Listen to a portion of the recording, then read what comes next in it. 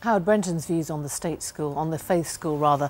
The government has made it clear today the new Commission on Integration and Cohesion will make its own decisions on how to take the work forward. Crucially, they have ruled out an investigation into the role faith schools might play in segregation.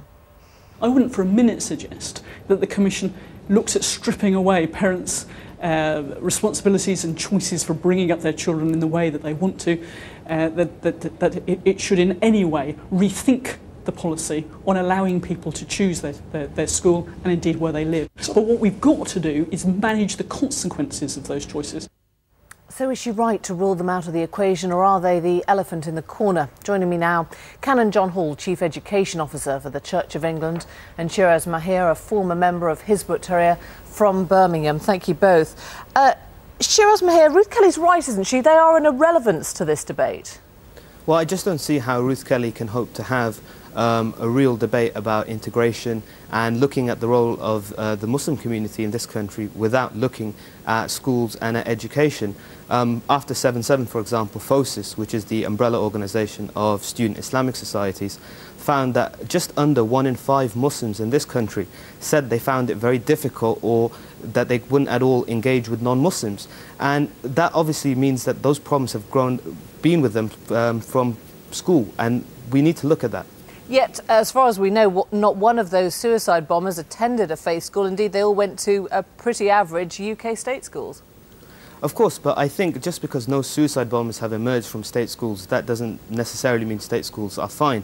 I think there's a much broader issue of extremism, and there's a very real issue, certainly I found, with Islamic fundamentalist groups setting up schools, sending their own children and receiving students from within the Muslim community and radicalizing them. And unfortunately, radicalism feeds terrorism. So whilst those involved in terrorist acts so far haven't been found to have been to those schools, I think there's a much wider issue here of extremism and radicalism which feeds into terror.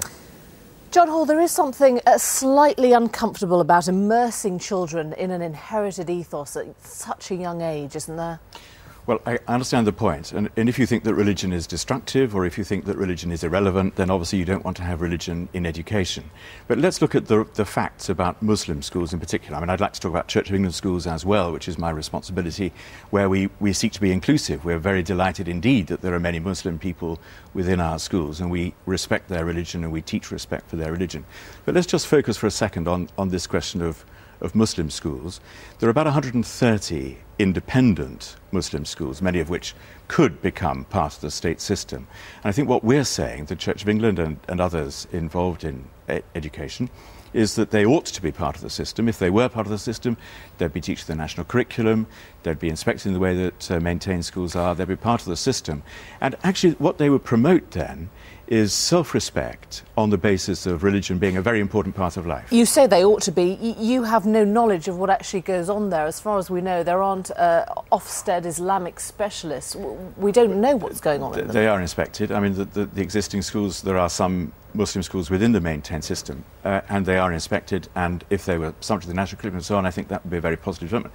But it also needs to be clear that there are many schools which are segregated in practice because of where people live. Isn't that the point, Shiraz Mahir, that actually you get this kind of segregation by communities just in terms of geographic and social terms? It doesn't have to come from faith schools anyway. Yeah, I mean, the point I want to make is, in principle, I don't have a problem with faith schools, but the government needs to be far more proactive in how it regulates those. Now, as you mentioned, people are segregated in communities, and to an extent that will happen in schools, even in state schools, just from the local makeup of a particular area. But the devil really is in the detail. I've seen the prospectus for various Islamic schools and the curriculums, and unless you know exactly what you're looking for, as your guest mentioned, they are obviously regulated by Ofsted, but unfortunately these things are written in very clever terminology, and the devil is in the detail. Unless you look very closely at it, you know what you're looking for, and you read in between the lines. On the face of it, they seem to be doing ostensibly a very good job. You say that there's no proselytising within Anglican schools, as you know. You don't know that that doesn't go on in Muslim schools. I mean, we are directing this, I guess, we have to end the euphemism and say we are principally talking about Islamic schools. Yes. Well, let's be clear that we offer a distinctive Christian education within our schools, but we're not proselytizing in a very direct sense. Certainly the gospel is alive and well, and you can't evade it within our schools. My own understanding about Muslim schools, and I have visited some Muslim schools, is that that is the reality for Islam within the life of a Muslim school.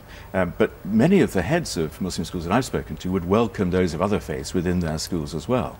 So they're clearly saying we're offering a good education based on faith. That doesn't happen the other way very often, does it? In practice, perhaps there aren't very many people there, but nevertheless they would welcome them. Shiraz Mahir, let me ask you, if you put an end to faith schools, if that were even possible, aren't you sending out the signal to religions that they're not really part of wholesale British culture? I mean, that's the danger, isn't it?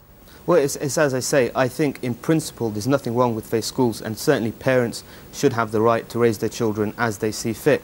The problem is, I think at the moment the government hasn't really got a grip on this. It needs to be far more proactive in how it looks at the issue of education. I mean, it's well known, and certainly it's been debated over the last 2 weeks, about the role of radicalism and extremism in higher education amongst Muslim youth, certainly at universities and so on.